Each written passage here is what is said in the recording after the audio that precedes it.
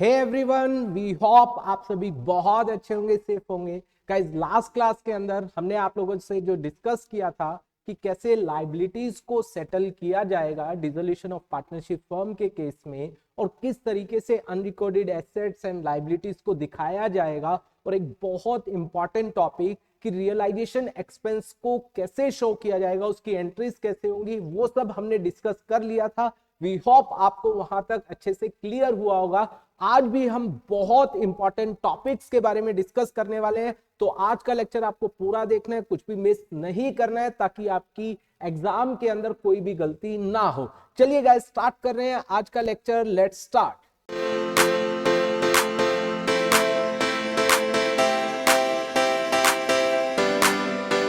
तो देखिए गाइस, सबसे पहले जो टॉपिक मैं डिस्कस करने जा रहा हूं आप लोगों के साथ, which is very important, workman compensation reserve. याद होगा, वर्कमैन कंपनसेशन के बारे में कहा था कि हम आपको एंड में बताने वाले हैं। तो गाइस देखिए, वर्कमैन कंपनसेशन रिजर्व ये कहाँ होता है? ये होता है बैलेंस शीट की लाइबिलिटी साइड पर। इसके बारे में ध्यान से सुनना।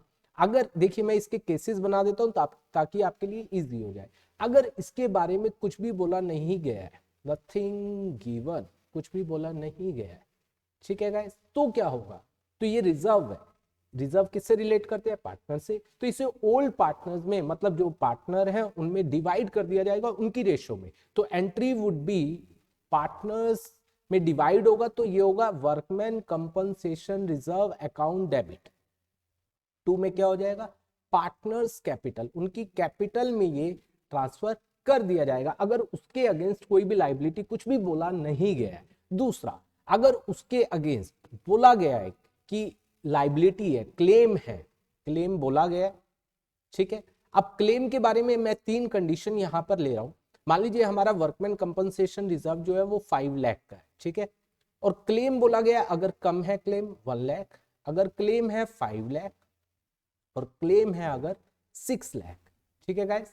एक 1 लाख ले लिया, that is less than amount, फिर 5 लाख इक्वल ले लिया, और ये मोर देन हो गया। तो पहले केस में अगर हम 1 लाख की बात करें, तो देखिए 1 लाख के केस में क्या होगा, ध्यान से सुनना। हमें अकाउंट तो क्लोज करना है, वर्कमैन कंपनसेशन रिजर्व का अकाउंट क्लोज हो जाएगा। तो हम एंट्री क्या करेंगे? Workman compensation reserve account debit.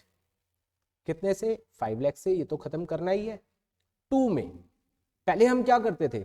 जब डिसोल्यूशन ऑफ पार्टनरशिप में क्लेम ऑन वर्कमैन कंपनसेशन या provision for workman compensation claim, ये सब करते थे। लेकिन अब हमें नया अकाउंट ओपन नहीं करना है, तो हम इसको रियलाइजेशन में डालेंगे, क्योंकि ये आउटसाइड लाइबिलिटी हमें देनी पड़ेगी, हमें क्लेम देने पड़ेंगे, तो रियलाइजेशन में जाएगा।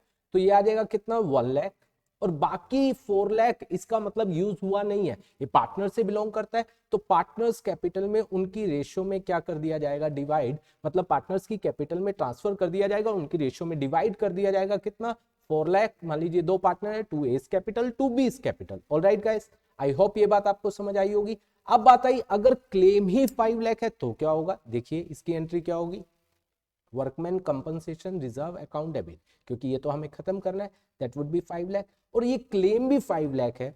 तो अगेन ये किस में जाएगा? रियलाइजेशन में जाएगा, क्योंकि हमें आउटसाइड लाइबिलिटी है ये हमारी, उसको पे करना है, तो ये रियलाइजेशन में चला जाएगा 5 लाख। ऑलराइट गाइस, इसके बाद अगर क्लेम है हमारा 6 लाख, हमें जो देना है वो 6 लाख, हमारे पास तो रिजर्व तो 5 लाख ही है, तो हम 5 का 5 lakh account debit to realisation. Realisation में हमारे पास रिजर्व में है कितना? 5 लाख, और हमने 5 के 5 लाख हमने रियलाइजेशन में क्या कर दिया? ट्रांसफर कर दिया। आप कहोगे सर जो पे करना है वो तो 6 करना है। अभी मैंने पेमेंट की बात नहीं की है, पेमेंट की बात अब होगी। देखिए इस केस में कोई पेमेंट ही नहीं है, क्योंकि कुछ बोला नहीं गया। इस केस में पेमेंट है। अब पेमेंट की बात करो, देखिए गाइस, अब मैं पेमेंट की बात कर रहा हूं, ठीक है। जब मैं पेमेंट की बात करूंगा यहां पर, तो एंट्री वुड भी क्या हो जाएगी? कितना पे करना है? यहाँ 1 लाख। तो अगली एंट्री क्या होगी? Realisation account debit to cash और बैंक। कितना आ जाएगा? दैट वुड बी 1 लाख और 1 लाख, ठीक है। और इस केस में कितना देना है? 5 लाख। तो एंट्री वुड बी क्या हो जाएगी? रियलाइजेशन अकाउंट डेबिट टू में क्या हो जाएगा? कैश या बैंक, 5 लाख और 5 लाख। और इस केस में देना है हमें 6 लाख, टू में कैश और बैंक 6 लाख, तो हो जाएगी 6 लाख। एक्चुअल में देखा जाए हमारे पास रिजर्व में पड़ा हुआ था 5 और दिया 6, 1 लाख का नुकसान हो रहा है, तो ठीक है ना, यहाँ नुकसान आ तो गया। रियलाइजेशन की क्रेडिट में हमने 5 लाख दिखाया और डेबिट में 6 लाख दिखाया। 5 लाख क्रेडिट में इनकम होती है और यहाँ पर डेबिट में एक्सपेंस, तो 1 लाख ज्यादा दिखाया जा रहा है, तो लॉस अपने आप ही आ गया। तो इस तरीके से वर्कमैन कंपनसेशन रिजर्व को शो किया जाता है। आई होप ये वाला टॉपिक आपको अच्छे से आया होगा। इससे आगे चलते हैं गाइस। अब बात आ गई, सब कुछ हमारा रियलाइजेशन में हमने ट्रांसफर कर दिया है। देखिए गाइस, ये रियलाइजेशन हमने बनाया था, ये देखिए हमने सब कुछ रियलाइजेशन में ट्रांसफर कर दिया है। रियलाइजेशन बनाया था, सब कुछ, चाहे वो रियलाइजेशन एक्सपेंस है, चाहे वो एसेट है, कुछ भी, सब कुछ हमने ट्रांसफर कर दिया। एंड में क्या होगा, देखिए अगर रियलाइजेशन की क्रेडिट साइड ज्यादा है, ठीक है, और डेबिट साइड हमारी क्या है, कम है, तो क्या होगा, प्रॉफिट होगा। और वो प्रॉफिट अल्टीमेटली किस में डिवाइड किया जाएगा, पार्टनर में। तो उसकी एंट्री क्या होगी, देखिए मैं एंट्री बता रहा हूं आप लोगों को यहां पर। तो एंट्री वुड बी, अगर प्रॉफिट हुआ तो रियलाइजेशन अकाउंट डेबिट किस में डिवाइड होगा, पार्टनर्स में। 2 में पार्टनर्स कैपिटल, अगर दो पार्टनर है ए और बी, तो 2 एस कैपिटल 2 बीस कैपिटल, तो मैंने यहां लिख दिया पार्टनर्स कैपिटल। ऑलराइट गाइस, उनमें डिवाइड हो जाएगा, तो realisation account to partners capital और पार्टनर्स कैपिटल में चला जाएगा और रियलाइजेशन यहां पर बंद हो जाएगा अगर प्रॉफिट हुआ। अगर लॉस हुआ तो क्या होगा, पार्टनर की कैपिटल कम हो जाएगी, पार्टनर्स कैपिटल अकाउंट डेबिट 2 में क्या हो जाएगा, रियलाइजेशन। तो ये रियलाइजेशन अगेन बंद हो जाएगा और ये पार्टनर्स कैपिटल की डेबिट साइड पर आ जाएगा। तो यहां से हमारा पहला अकाउंट बंद हो गया, दैट इज रियलाइजेशन। उसके बाद दूसरा अकाउंट हमने क्या बनाया था, पार्टनर्स लोन। देखिए गाइस, पार्टनर्स लोन, ठीक है। अब पार्टनर्स लोन को याद करो, हमने कहां लिखा था, क्रेडिट में, अभी मैंने दिखाया भी था क्रेडिट में। क्रेडिट में लिखा था हमने यहाँ पर ऐसे इस तरीके से लिखा था, बाय बैलेंस ब्रॉट डाउन, जिस भी पार्टनर ने लोन दिया हुआ है फर्म को, ठीक है। अब पार्टनर्स लोन को पे कर रहे हैं, अगर पार्टनर्स लोन को हम पे कर रहे हैं कैश या बैंक के थ्रू, ध्यान से समझना, तो एंट्री वुड बी क्या होगी, पार्टनर्स लोन है ये, तो एंट्री होगी पार्टनर्स लोन, जिस भी पार्टनर का होगा उसका लोन, अकाउंट डेबिट 2 में क्या हो जाएगा, कैश या बैंक। ऑलराइट गाइस, अगर हम उसको कोई एसेट दे रहे हैं, माइंड माय वर्ड, अगर हम एसेट दे रहे हैं, अब एसेट दे रहे हैं उसमें भी दो बातें आती हैं। अगर एसेट दी जा रही है फुल सेटलमेंट में, ठीक है, तो एंट्री वुड बी क्या हो जाएगी, partners loan account debit. Asset अब एसेट नहीं है, रियलाइजेशन है, तो रियलाइजेशन, तो ये पार्टनर्स लोन टू रियलाइजेशन, एक तरफ पार्टनर्स लोन में जाएगा, दूसरी तरफ वो रियलाइजेशन में जाएगा, ठीक है।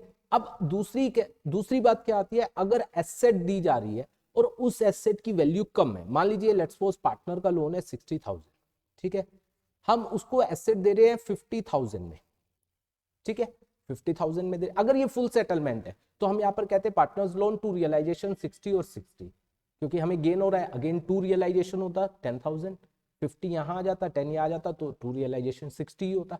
लेकिन अब बोला गया कि 60 हमने 60 का लोन है, हम एसेट दे रहे हैं 50 की और 10,000 वो कह रहे हैं भैया मेरे को कैश में बाकी पैसा मेरा दो, तो एंट्री क्या होगी, पार्टनर्स लोन अकाउंट डेबिट कितना हो जाएगा 60,000, 2 में एसेट दे रहे हैं उसको 50 की, बाकी उसको किस में पे कर रहे हैं, कैश में, 2 में क्या क्या आ जाएगा, कैश या बैंक, दैट वुड बी 10,000। इस तरीके से आपको चेक करना है कि उसने फुल सेटलमेंट बोला है या उसने मतलब कैश, बाकी के लिए कैश में वो पे कर रहा है, तो मतलब फर्म के बारे में क्या बोला गया उस तरीके से आपको एंट्री कर देनी है पार्टनर्स के लोन की। हो सकता है केवल कुछ भी ना बोला गया तो कैश और बैंक के थ्रू पे कर देना, अगर बोला गया कि एसेट लेकर जा रहा है तो आपको इस तरीके से कंसीडर करना है, ठीक है गाइस। उसके बाद तीसरा हमारा अकाउंट हमने डिस्कस किया था, that is loan to partner. Yes guys, loan to partner, और हमने इसको कैसे दिखाया था, डेबिट साइड पर, टू बैलेंस ब्रॉट डाउन, क्योंकि फर्म के लिए ये एसेट होती है, फर्म को पैसा लेना है, ठीक है, तो फर्म को पैसे लेना, अगेन दो केस है, फर्म एक तो कैश और बैंक के थ्रू ले रही है, तो एंट्री वुड बी कैश और बैंक अकाउंट डेबिट 2 में लोन टू पार्टनर, ठीक है। दूसरा, फर्म क्या कर रही है, वो पार्टनर जिससे पैसा लेना है वो कहता है कि मैं लाइबिलिटी को पे कर दूंगा, कि लाइबिलिटी को, आउटसाइड लाइबिलिटी है उसको पे कर दूंगा, तो एंट्री वुड बी क्या हो जाएगी, लाइबिलिटी हमारी कम होगी तो क्या होता है वो रियलाइजेशन, तो entry would be realisation account debit, ठीक है गाइस। 2 में क्या हो जाएगा, लोन टू पार्टनर, इस तरीके से ये एंट्री हो जाएगी। इसके बाद ये भी अकाउंट क्लोज हो गया। इसके बाद फोर्थ आता है करंट। ध्यान से सुनना guys, current account. Current account का जितना भी बैलेंस होगा वो कैपिटल में ट्रांसफर कर दिया जाएगा, ठीक है। अगर वो क्रेडिट बैलेंस होगा, करंट अकाउंट का देखिए दो टाइप के बैलेंस हो सकते हैं, डेबिट और क्रेडिट। अगर डेबिट बैलेंस हुआ मतलब करंट के डेबिट में तो कैपिटल कम हो जाएगी, तो एंट्री वुड बी क्या होगी, कैपिटल अकाउंट डेबिट, क्योंकि कैपिटल में जाएगा तो कैपिटल भी कम हो जाएगी। 2 में क्या एंट्री हो जाएगी, करंट अकाउंट, ठीक है। तो ये एंट्री हो जाएगी और करंट हमारा बंद हो जाएगा और कैपिटल में हमने ट्रांसफर कर दिया। और करंट का अगर क्रेडिट बैलेंस है तो एंट्री वुड बी कैपिटल भी बढ़ जाएगी, तो क्या एंट्री होगी guys, that would be current account debit जिस भी पार्टनर का है, और 2 में क्या हो जाएगा, कैपिटल अकाउंट। हमें करंट में कोई भी ट्रांजेक्शन नहीं करनी है, हमें करंट के अकाउंट को कैपिटल में ट्रांसफर करना है, ठीक है गाइस। इसके बाद फिफ्थ आता है हमारे पास, दैट इज कैपिटल अकाउंट। सारी ट्रांजेक्शन जितनी भी हुई है अगर वो कैपिटल से रिलेट करती है, कैपिटल में हमने उनको डाल दिया।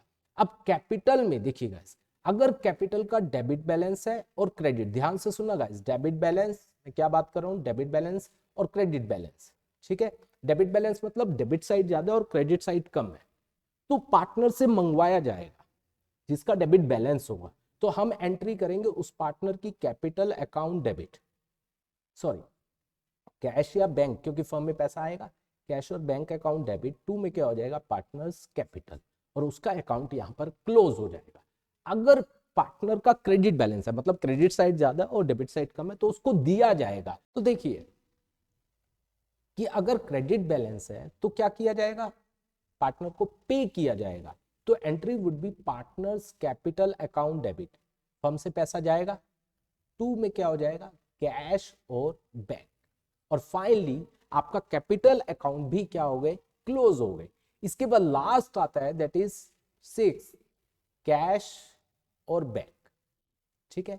ये सारी ट्रांजेक्शन जो कैश और बैंक के थ्रू हुई है वो हम कैश और बैंक अकाउंट में डाल देंगे। आपको पता है या तो कैश बनाएंगे या बैंक, अगर कैश बना रहे हैं तो बैंक में जो पैसा पड़ा हुआ है वो भी निकलवा लेंगे और कैश में डाल देंगे, और अगर बैंक बना रहे हैं तो जो कैश पड़ा हुआ है वो बैंक में जमा करवा देंगे। और जितनी भी ट्रांजेक्शन में कैश और बैंक यूज हुआ है वो यहाँ पर डेबिट और क्रेडिट में डालते जाएंगे, और फाइनली दोनों साइड आपस में क्या कर जाएंगी, मैच कर जाएंगी। तो फाइनली ये आपका पूरा का पूरा थियोरेटिकल पोर्शन खत्म हो गया है। नेक्स्ट लेक्चर में एक बहुत इंपॉर्टेंट क्वेश्चन के बारे में डिस्कस करेंगे, वैसा ही क्वेश्चन आपको आपके एग्जाम में देखने को मिलेगा।